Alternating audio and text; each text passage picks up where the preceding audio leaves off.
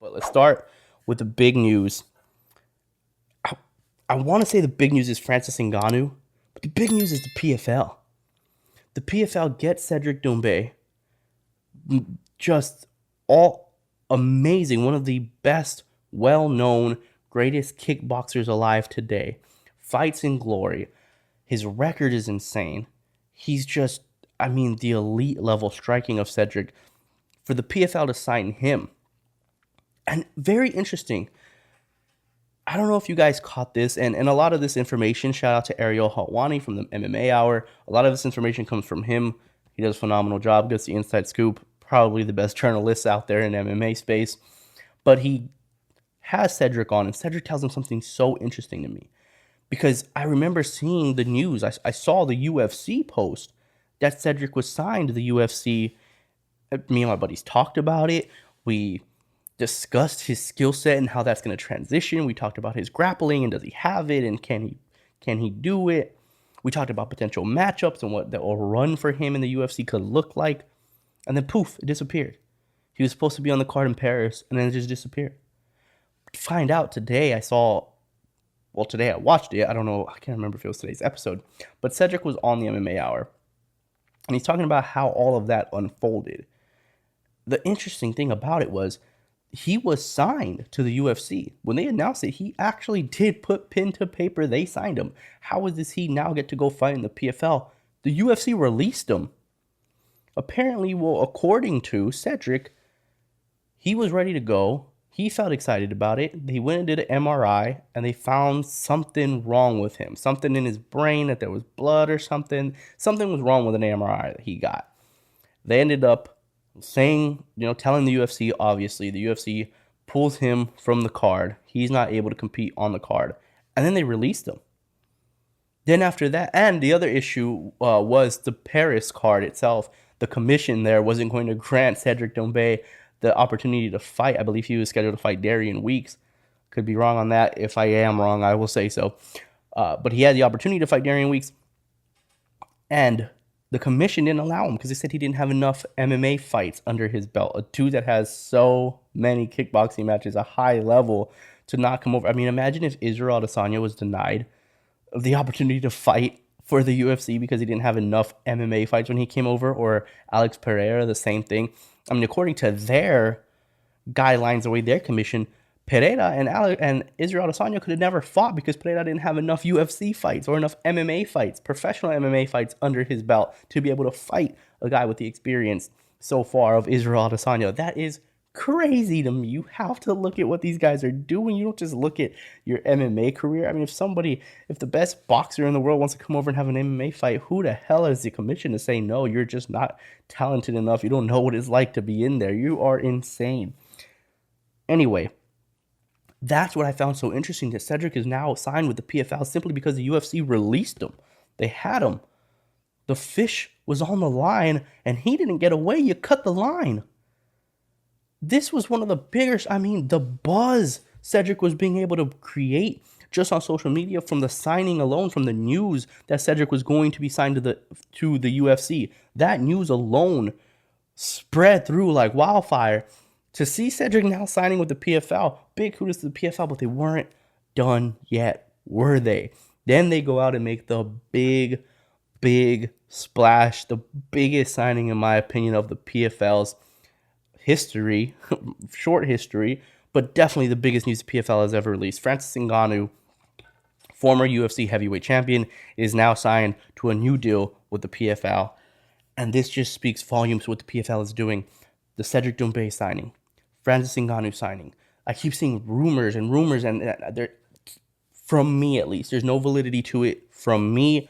I haven't been able to find the pieces to really put any validation on this rumor that I've been seeing of the PFL potentially buying Bellator and having that merger where all the Bellator roster will now become PFL roster. There's not enough validity to it, but I just keep seeing it everywhere.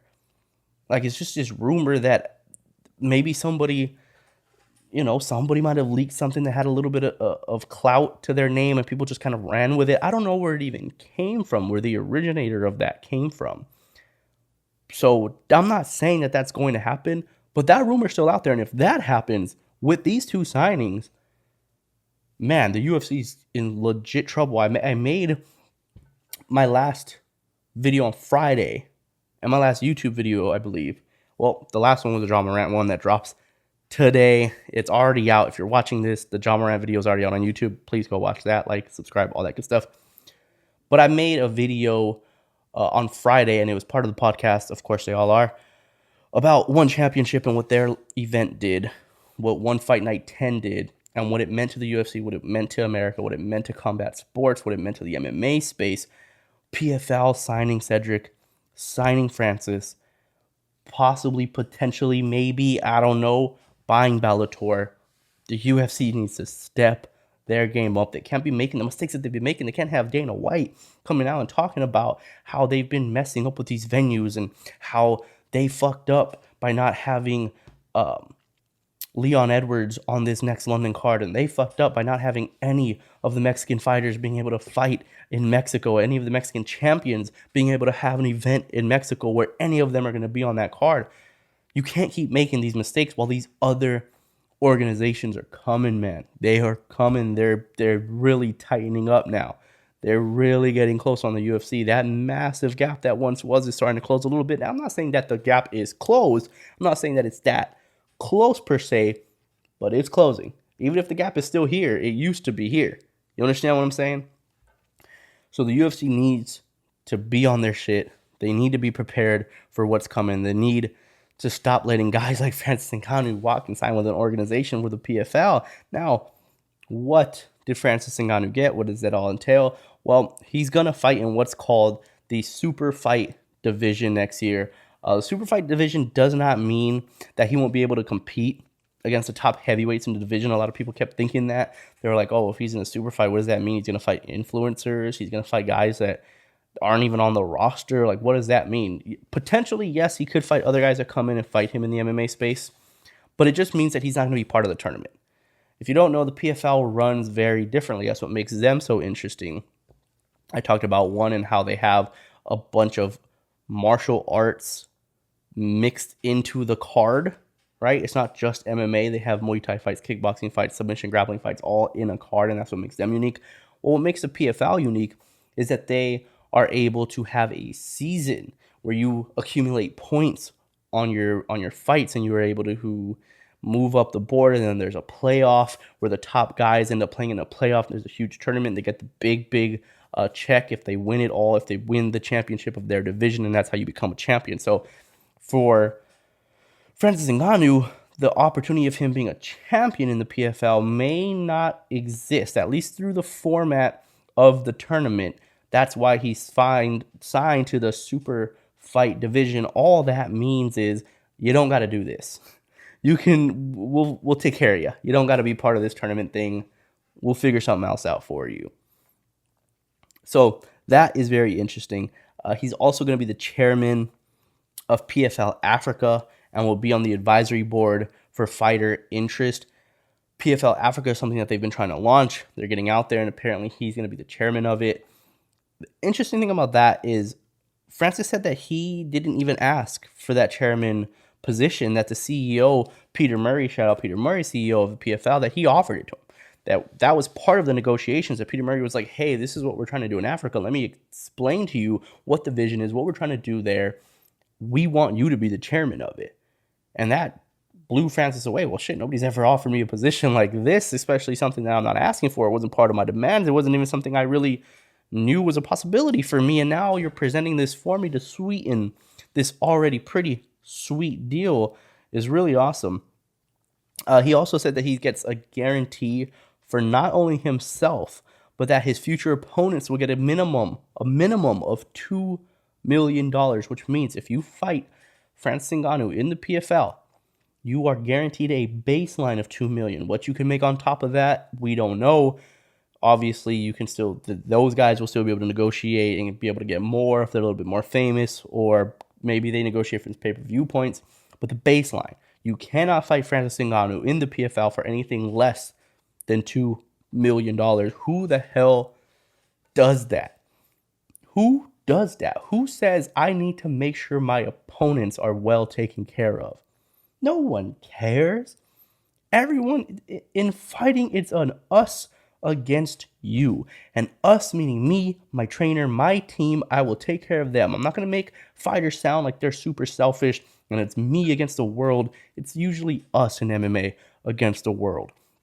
It's usually, hey, me, my trainer, my team, my nutritionist, whoever I'm hiring, whoever's on my squad, whoever team such and such, whatever the name is, I take care of us. Y'all got to take care of yourself. What Francis is doing is saying, no, I'm going to take care of my opponent. I'm going to make sure that when my opponent fights me, they're getting the bag as well, because fighting me needs to mean something. There needs to be big, big stakes on the line. You need to be changing your life when you fight me. That's how big of a deal I want to be in this organization and in the MMA space in general. And with that news, I think every heavyweight outside of the UFC, obviously, inside of the UFC, you can't do anything about it. You're under contract unless you're about to not be under contract. But every heavyweight outside of the UFC should be banging down the door. They should be rushing the gates of the PFL to try to get a fight with Francis Ngannou for a guaranteed $2 million. I mean, think about how many older veterans there were, how many guys that are no longer in the UFC or are no longer signed to an organization that definitely have never came anywhere near $2 million in one fight, especially for the UFC. They're going to be signing up to fight Ngannou, and those are going to be easy fights for Ngannou. Sure, they probably will be, but at least they'll get $2 million guarantee, and at least they'll have some notoriety and some significance to their name, and that doesn't include all the other weird things that they can do. Now, mind you, this deal, this super heavyweight division, they cannot fight anything besides MMA. So this doesn't mean, PFL's going to now set up, PFL's going to be setting up the Tyson Fury, Francis Ngannou, or the, Jesus Christ, I was about to call him Tyron Woodley. Sorry, guys, it's pretty late. I wake up at 4 in the morning. I get a little sleepy around 8 o'clock. I get real drowsy. But the Deontay Wilder, not Tyron Woodley, the fuck, Deontay Wilder fight, the PFL will not be able to set that up. In boxing, they can only do MMA fights in that super fight division or whatever it is. In the PFL, they can only fight MMA. So if Tyson Fury, one of these guys want to come fight him in MMA, which they sure as fuck will not, they can do it in PFL. If not, Francis can still go. They don't have him locked in. Now, he said that he signed for a number of fights. He didn't say it was for a number of years. He said that he's signed for a number of fights, but it's not that many. He said it's multiple fights, but he didn't give a number. I'm assuming it's no more than 3. I'm assuming that he doesn't have any more than 3 fights on that contract. And from what I've gathered, and I could be proven wrong here, but from what I've gathered so far, is that he and Francis Ngannou can still go and set up a boxing match anytime he wants outside of the PFL and just do his own thing. He doesn't need to run it by them. They won't keep him from doing it like the UFC would. He can go and do whatever he wants to do in the boxing space as well. But he just needs to finish out his 3 fights and not first. He can fight once in the PFL, go and fight Tyson Fury in boxing, come back and have another fight in the PFL. From what I've gathered so far, that's what's going on. He also got pay-per-view points, which is to be expected. I don't think Francis Ngannou would ever sign a deal if he wasn't getting pay-per-view points. How much the pay-per-view points are, I'm not too sure. The details on his base pay, right? We talked about the $2 million, a minimum that his opponent can get. We don't know what his minimum is, what he'll be making, and we don't know the percentage of pay-per-view that he'll be getting. Those details are being kept by Francis. The PFL hasn't released those details, so we're not sure exactly what the pay is going to be like for Francis. He said he's happy, and I'm happy for him.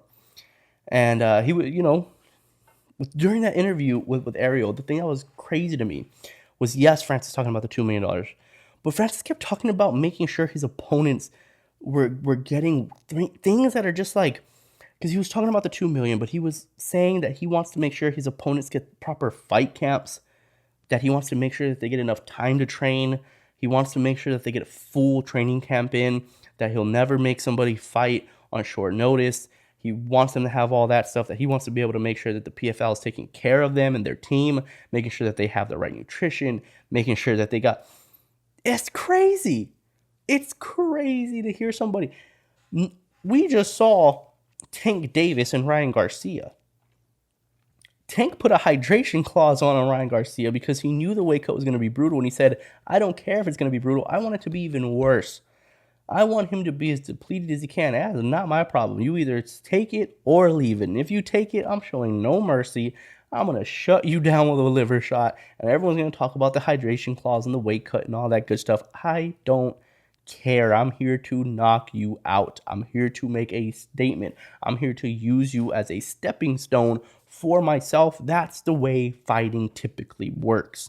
It's just the way it goes. Francis is sitting here talking about having proper fight camps and making sure you have the right nutritionist and making sure you have enough money to pay your team and to properly train and to not have to worry about other things outside of training for a fight. But he's not talking about himself. He's talking about his opponent. He said he needs his opponent to do all these things. It's crazy to me that this is the way Francis Ngannou talks. Is it real? Is it this? Is it that? I'm not sure. But it's a wild time right now in MMA because we've never seen this before. When a PFL popped up, when the Bellator was around, it was like, yeah. But now, one of the biggest stars UFC has ever had, a guy that would have been one half of one of the biggest pay-per-views the UFC can put together between Francis Ngannou, John Jones, that guy now with the PFL, Cedric Doumbe, now with the PFL, those guys were going to the UFC. That was Israel Adesanya. He went to the UFC. Now this guy's going to the PFL. Come on now. Hey guys, thanks for watching this clip from the Sicko Sports Podcast. If you want to catch the full episodes, you got to head over to Spotify. Just type in Sicko Sports Podcast, or you can just click the link that's down in the description. Thanks as always. See you next time.